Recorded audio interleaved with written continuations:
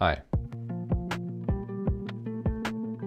This was actually probably the hardest episode of this little series to do because right now, I don't know if you can see that, I'm freezing cold. I tried to film a video with my brothers earlier inside, but the lighting was bad, the audio was bad, and couldn't really get away from any of that, so I came out here to this fish house that's here. So I am home right now. I'm in Bacchus, Minnesota. I came up for Thanksgiving and I'm gonna stick around for that. I am actually gonna try to keep this video relatively short just cause I still have to go to sleep and I don't know if I can do another 5:30 a.m. day, especially being home. I just kind of want to be with my family. So I'm gonna set a 5-minute timer.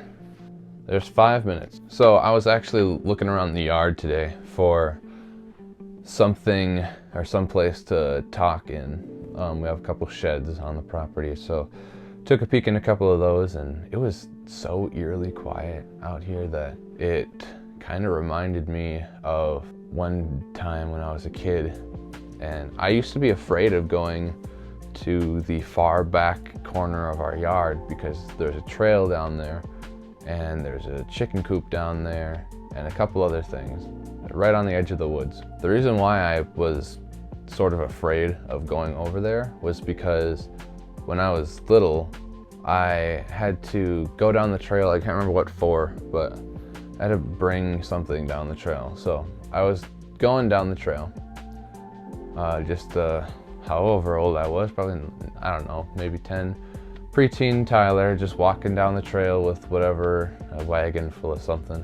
So I get to where I'm bringing the wagon. We have a couple more sheds. Actually, I think another fish house that was back there at the time. So I started unloading stuff in there, and then I look over and I see it looked like somebody was in the woods with me.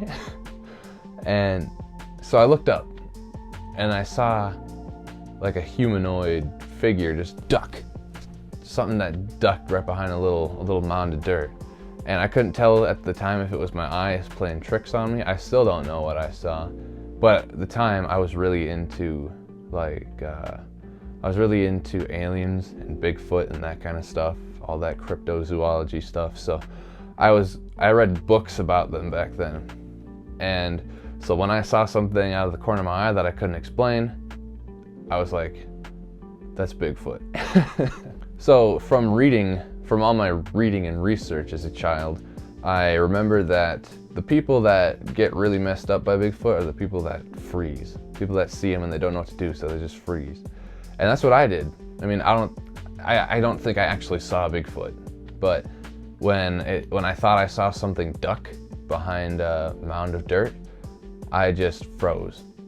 And then it came all rushing back to me that people that freeze get hurt.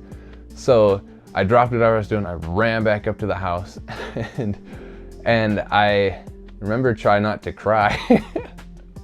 And I can't remember which one of my parents asked me what I was doing, but I was like, I don't want to go back out there. And they asked why, and I told them, like, when it came out of my mouth at first, I was like, yeah, I think I saw Bigfoot. But then the second time I had to repeat it, I felt like ashamed. Nah, I didn't see Bigfoot.